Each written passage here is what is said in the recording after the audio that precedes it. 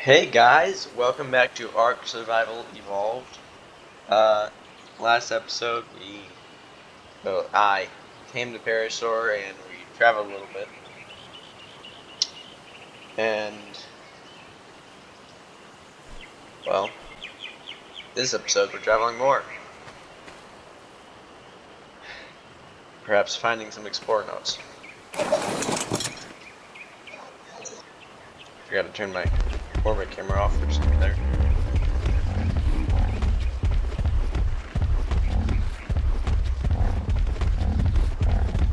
Okay, so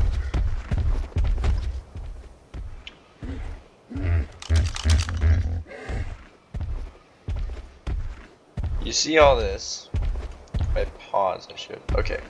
There's 3 explorer notes on this island.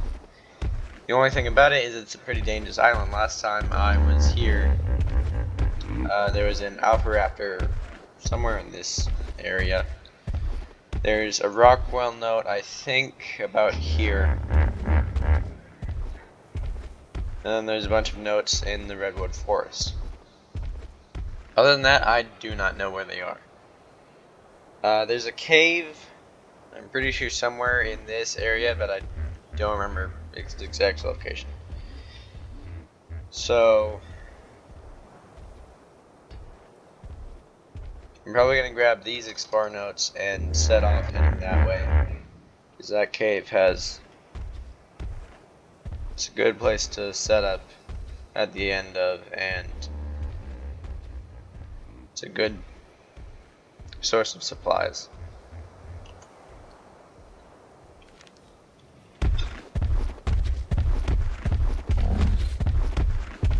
Wait, wasn't there a Spino here?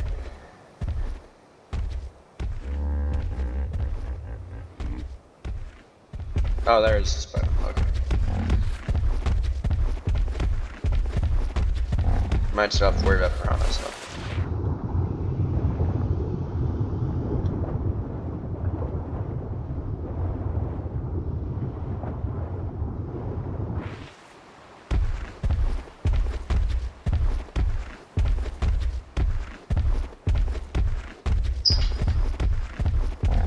Raptors.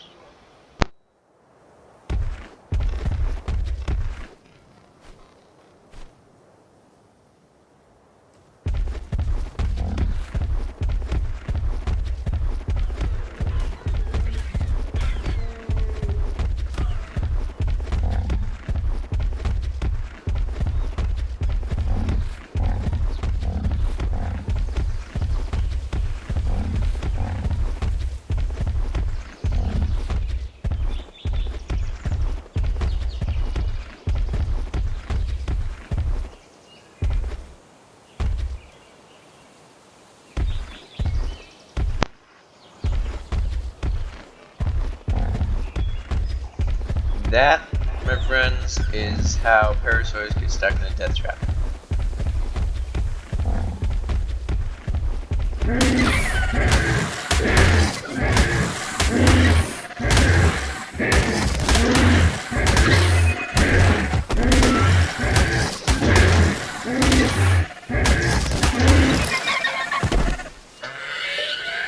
It took a lot longer than I thought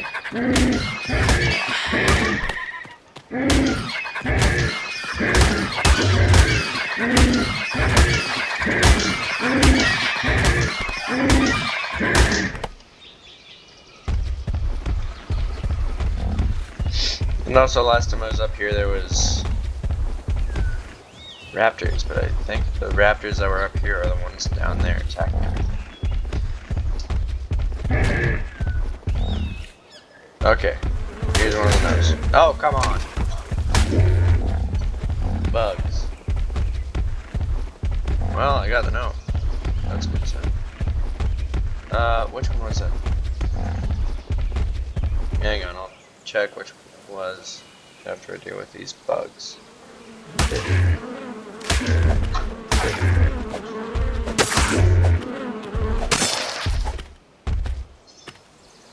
Or the bug.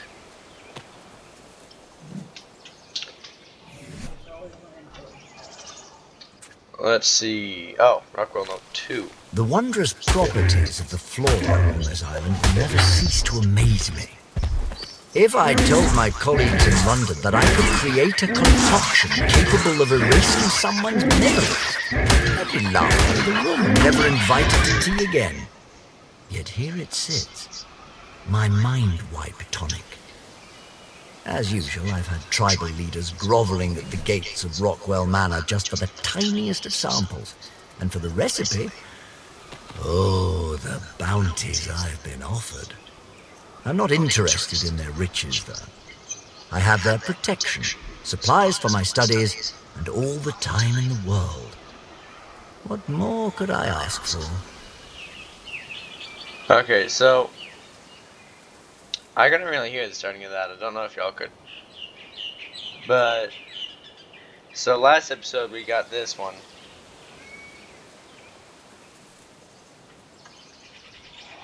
And that one, I can't remember what that is.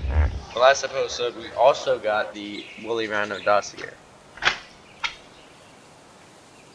And now this episode we got this one. And there's 3 other notes on this island that I am about to go get.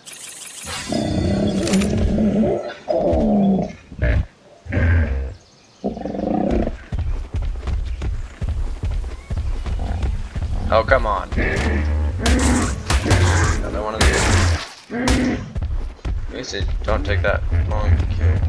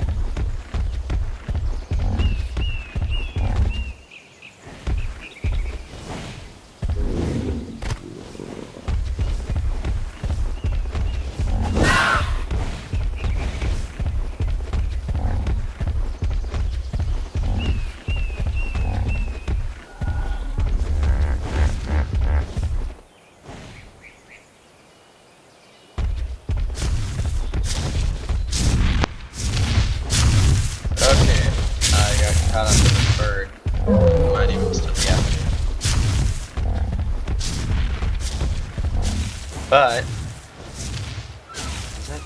that is. Come on.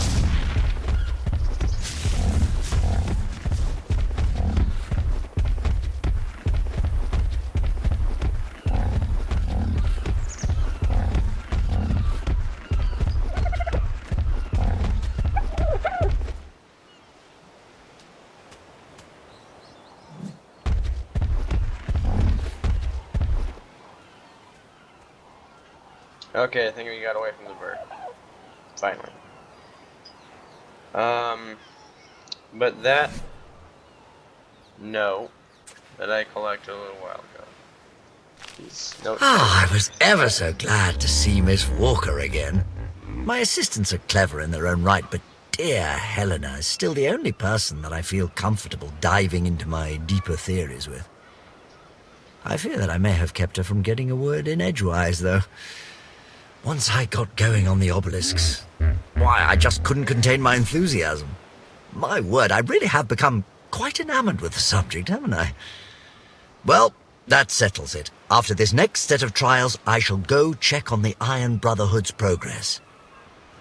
Perhaps I can convince Miss Walker to join me. We could make a real scientific expedition out of it. Okay, that was Rockwell Note 20.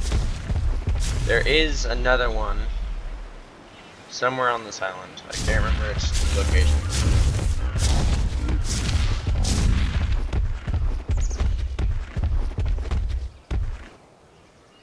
I know I've collected it before. Just don't remember where or how.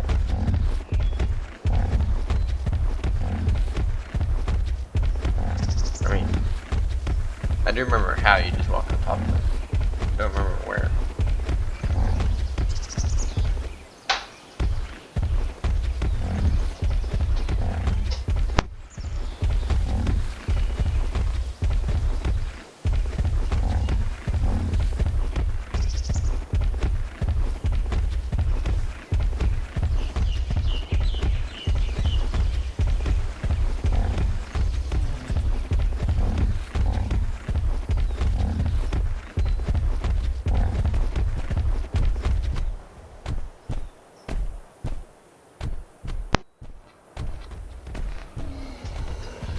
And this is the area I gotta watch out for stuff. There's Troodons, Raptors, and there's usually a Therizinosaur here.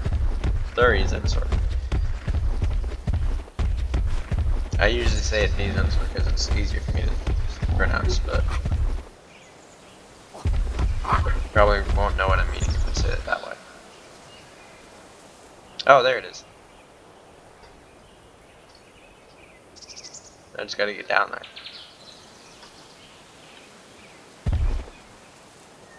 Actually,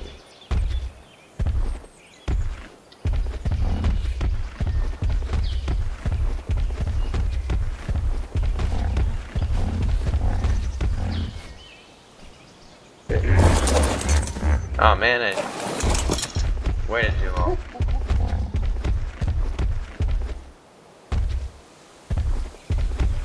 That is a thing you can do though. Oh, it's a Helanonome. From afar, it's hard Oh. to believe that Quetzalcoatlus is one of the largest avians on the island. It shares a similar silhouette with the pteranodon and nests near the absolute highest peaks. Upon closer inspection, though, Quetzalcoatlus is an enormous creature of tremendous power. I find it strange that such a large, imposing beast would be so skittish. Unlike other creatures of its size, it is more likely to flee than fight. I suppose the decision to flee from any trouble keeps the species alive on an island with so many dangerous predators. But then, how does it eat enough to sustain its massive size? Tamed Quetzalcoatlus have a very specific role on the island. Too slow to be an efficient local transport, and too weak to be an effective warbird. The tribes I have encountered tend to employ it as a mass carrier. Quetzalcoatlus is primarily used by these masters of the skies to safely carry vast quantities of supplies, creatures, and human cargo from one base to another without tiring.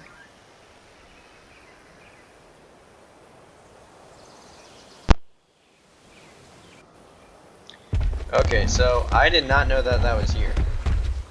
That's why it showed up when it did.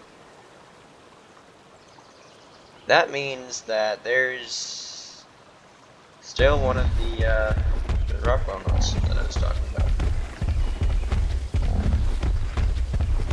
There might be more explorer notes on this island than I thought. here. But now what I need is a raft to get to the island.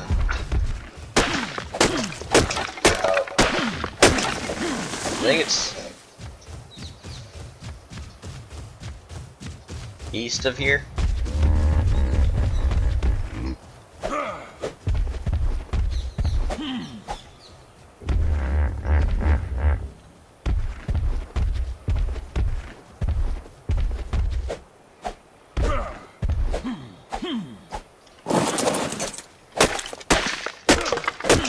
It always looks so much better on Ravagers, which, if y'all don't know the game, it's the Ravagers, it's small, creepy, not necessarily creepy, but scary looking thing. That's actually a really good mount. Metal, 300 metal only weighs half its weight for them. So, not a bad tip. Those are fast.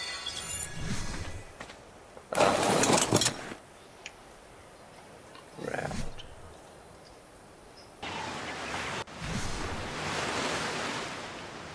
Now all we're gonna do is do my parasaur on.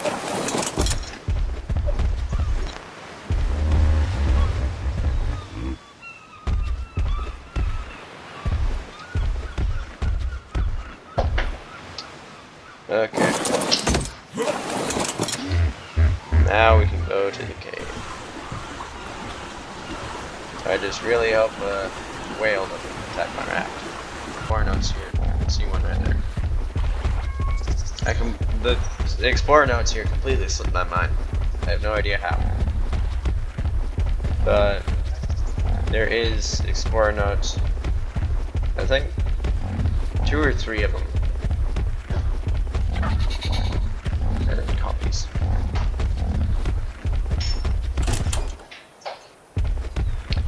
Okay, don't remember which one that is actually. It's only copies I can just check. Oh, saber-toothed salmon dossier. Okay.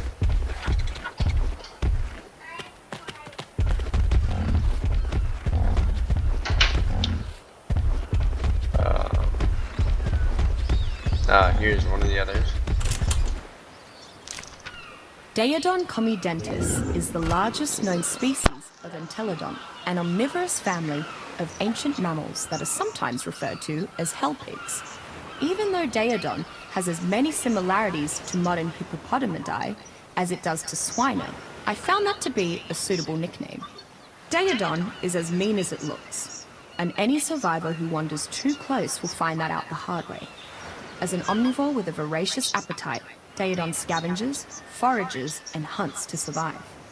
It has little qualms when it comes to its diet, and that has helped it thrive on the island's harsh tundra. Its temper hasn't hurt either, as many would-be predators would rather seek out less vicious prey. Many tribes have made excellent use of Daeodon packs within their war parties, not only because of its fierce nature, but due to its extraordinary ability to rapidly heal itself.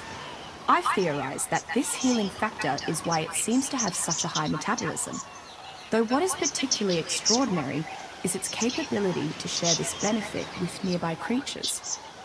I've even heard some survivors mention that the Daeodon also has a unique ability to root out rare mushrooms as well.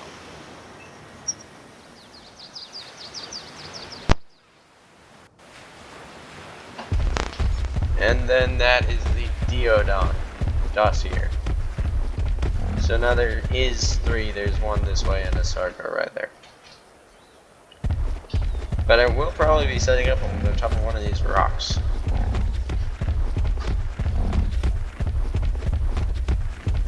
This isn't the best place to, be for the entire game because you gotta, have mounts, and not very many mounts can fit in between these rocks.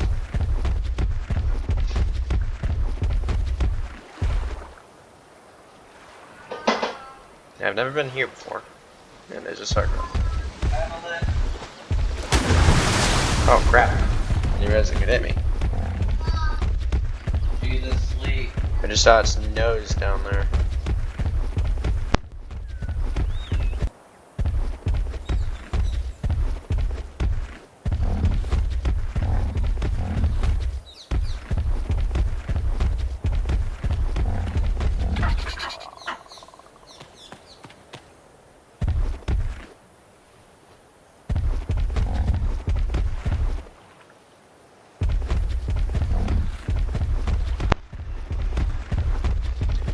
Well, I can't find that Explorer now, the last one I was talking about. But I did a little while ago see the saber-toothed salmon dossier, which I have to look Fairly at it. unremarkable by the island standards, Oncorhynchus glexlamia is a generally passive fish. Its main form of protection is swimming in a large school. Oncorhynchus does not like conflict, and generally swims away from anything larger than itself at very high speeds. Once provoked, however, Oncorhynchus becomes quite aggressive, along with its nearby brethren. It locks onto its prey with its long saber teeth and begins draining the creature's blood. This loss of blood is not too dangerous alone, but when a school of Oncorhynchus attack at once, their target quickly loses speed and stamina from blood loss, drowning if it cannot breathe underwater. Like many of the smaller fish found on or around the island, Oncorhynchus cannot be tamed, but it is often herded and harvested for its resources. In particular, certain cuts of Oncorhynchus meat are considered to have superb quality and are often referred to as prime fish, used for specific high-end concoctions and taming the island's many piscivorous creatures. Okay, well, it actually says that this thing is not tameable, which it is. There's a glitch in the game. You need to first play Gen 2 and get the fish basket blueprint and make fish baskets. But actually, if you get a fish basket, hang on, which is Gen 1 or Gen 2?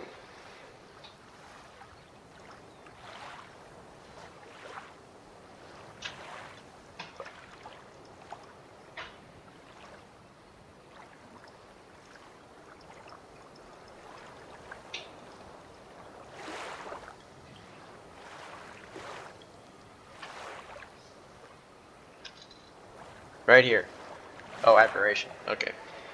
This is required to tame a Shadow Mane. I think there might be another dino that I haven't tamed that this is required to tame it. But for a tip, if you're ever trying to tame a Shadow Mane, go for saber-tooth salmon. They love saber-tooth salmon. They're a lot more effective than coelacanths. I know they're a lot hard to capture, but it's worth it.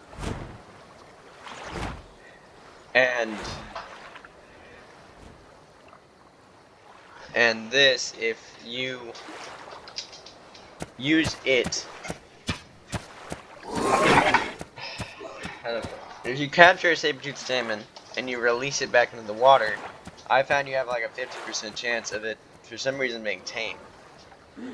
Now, if I didn't delete my last Fjordor world, I could show you, because I do remember capturing a bunch of saber-tooth salmon and then never using them, so I just released them into the ocean and they were all tame. They're not that effective of a creature to tame, so I wouldn't really use them for anything aside from just being there. But actually, they are tameable. And I'm pretty sure if you get an army of them, they wouldn't be that bad of a... They'd be pretty good, actually, if you got an army of them.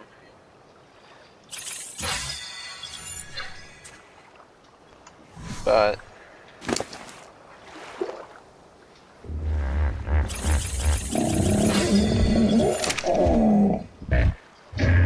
So there is definitely explorer notes in this giant, vast jungle of an area. But I don't really think I have time in the video to explore that. I will leave that to next episode. This bird goes super fast now. Now, I will set up probably next episode, because I'm running out of time. But I will set up here next episode, and this exactly right here is the entry point to the cave, or to the forest that leads to the cave at least. The cave is on the left side of the wall. I will show you that next episode. If you like the video, subscribe, and hit the like button. You don't actually have to subscribe. But I will. What? I always have so much trouble with this thing. I will see all of you next time.